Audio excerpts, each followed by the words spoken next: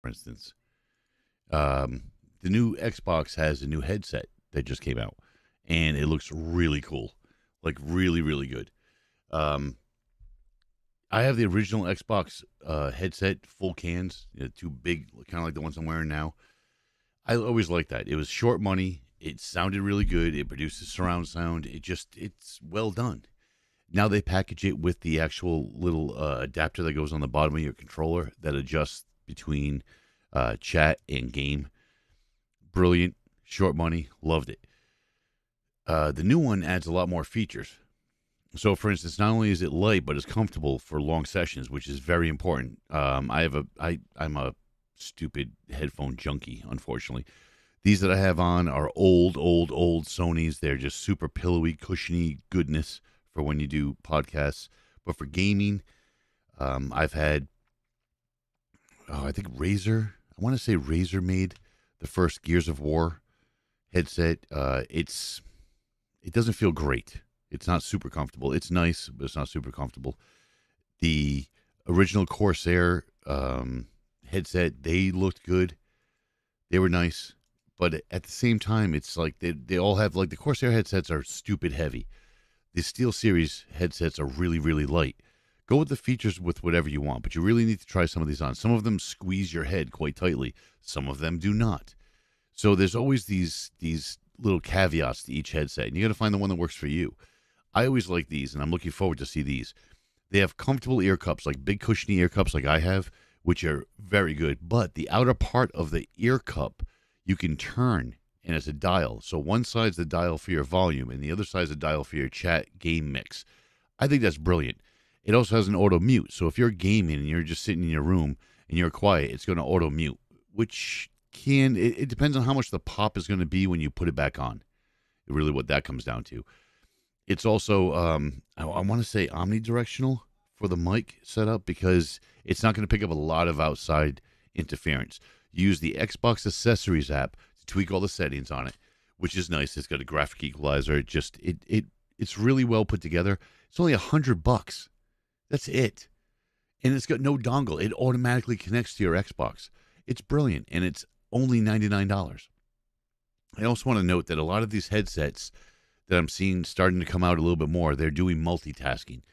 Again, I don't know, and maybe I'll do that on a future show or on the Stick Style show where I'll do a comparison as to why you have some controllers and headsets that work with PS4 and PC or Xbox and PC, and they never work with both. And I'm wondering why that is. But needless to say, it's for $99, this is a hell of a deal. If you're looking for a headset, I would definitely spend $100 on these because they're just, if they're anything like the originals, they're well done. They're thought out. There's a few things that Microsoft does that I like, and the Xbox stuff, for the most part, I like. They're doing it well. Lastly, in the Stick Style department tonight, we're going to talk about way back, 2001. 2001 was the first meme kind of I ever saw, really, meme-wise. And that was from Tao Pan's 1992 game called Zero Wing. Some of you might remember it, and if you see the picture, you will definitely remember it. It's the big thing here was back then there weren't any great translations for Japanese games that were coming over. If they weren't sold in America originally, they didn't have good translations at all. They just didn't care. They just brought the game over, did whatever they had to do. But this one was really bad. All throughout the intro, you knew things weren't right. Right from jump. You had things like somebody set up us the bomb. Yeah, I said that.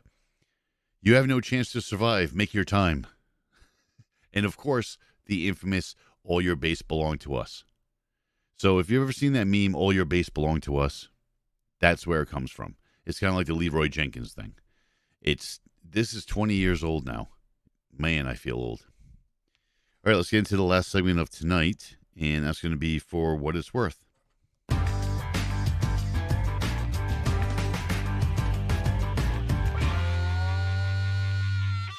So first up in tonight's For What It's Worth is just extra stories that we just like to bring forward because sometimes we can't believe them ourselves. But Big Brother's real, and people that think that they're going to have privacy and shit like that, Look, the days of having privacy, if you're on any social media, I don't care what it is, you have no privacy anymore. You don't. If you're connected to the internet, odds are you have no privacy anymore. Look at the story we did earlier on Clearview AI. You don't have any privacy. The more established uh, departments that pick up Clearview AI, the less you're going to have. I mean, yeah, it's for your protection, they say, but at the same time, I mean, it's just taking away your privacy. So good luck with doing sneaky things anywhere anymore at all. I don't care what it is, malicious or non malicious. With cameras everywhere, they can see everything. I mean, everything all the time. But it's also stuff sometimes you take for granted. For instance, like your phone. People take their phone for granted all the time. Since 9/11 happened, every phone has GPS not only built in, but it's always on. So it can track if some disaster happens. We should be able to track phones and get to the heart of where people are. In 2018, Kat West was found dead. Her husband, Jeff, said that she was drunk and she fell when she was asleep. Mr. West told investigators that he fell asleep around 10:30 and was in bed until 5:15 in the morning. But his health app on his iPhone showed that he took 18 steps in between 11:03 and 11:10. Kat's phone mysteriously stopped working at 10:54. So between that and the fingerprints at the bottom of the bottle she was killed with, he's serving 16 fucking years. Okay? And again, you're being tracked everywhere. I've shut off I have a couple of devices in my home that I've shut off the microphone on. I don't want people listening. I don't care. I know I'm the first one to sit there and say it's a convenience feature, but I don't want people listening to every single word I'm saying all the time, regardless of what it is. Do I have anything to hide? No, not really, but it's none of anybody else's business, and everybody should feel that same way. If my next door neighbor gets access somehow to the microphone that I have on a Google device downstairs, they shouldn't hear everything that the conversations that happen between people in their living room. That's none of their business. But this guy's going to get. This guy actually had his app running, and it shows. Granted, the fingerprints at the bottom of the bottle sealed the case, but proving using technology that he was up at 11:03 to 11:10. Now, I can already as a I guess watching enough crime shows with my wife, I could easily argue that on his behalf. 11:03 to 11:10, he might have got up and gone to the bathroom. He might have, and she stopped moving after 10:54, which was before he technically got up. So again, you can poke holes in that all you want, but again, the fingerprints at the bottom of the bottle is what gave him 16 years. That's a lot of time, and he can use in that time. Maybe either comes out or he can get himself one of those Facebook watches.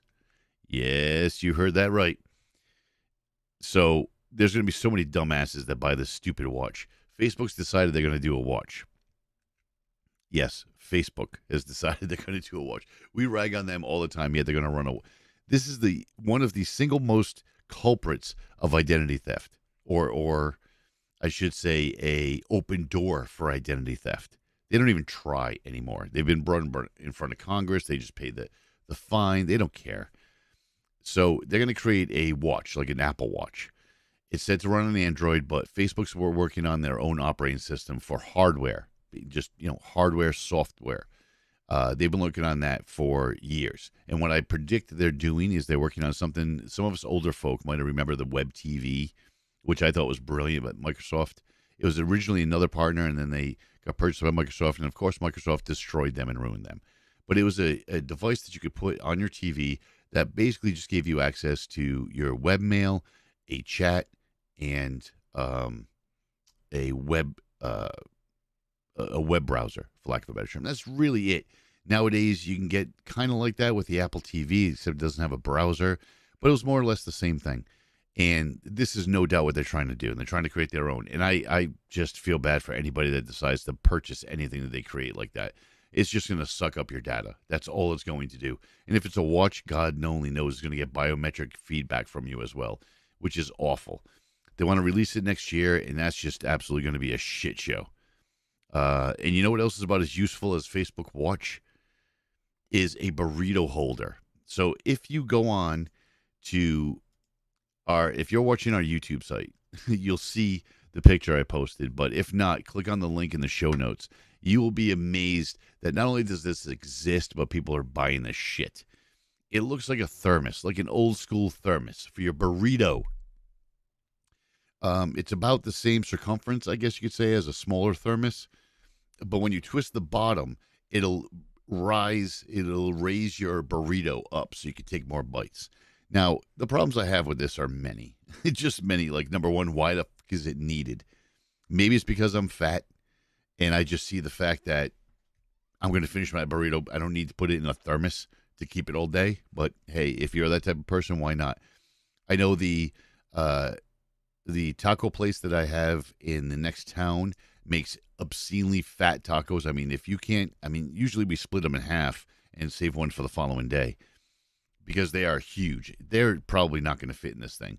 A burrito like the one I just got from Taco Bell is god awful. So you could probably fit 2 or 3 of them in this, maybe 2 of them. But I just think it's funny. And this thing's going to set you back $40. $40 for a burrito fucking warmer. That's insane. What the fuck is anybody thinking? Dumbasses. Ugh. Well, that about does it for today. Don't forget, you can always reach us at multiple emails, websites, things like that, bgfgonline.com.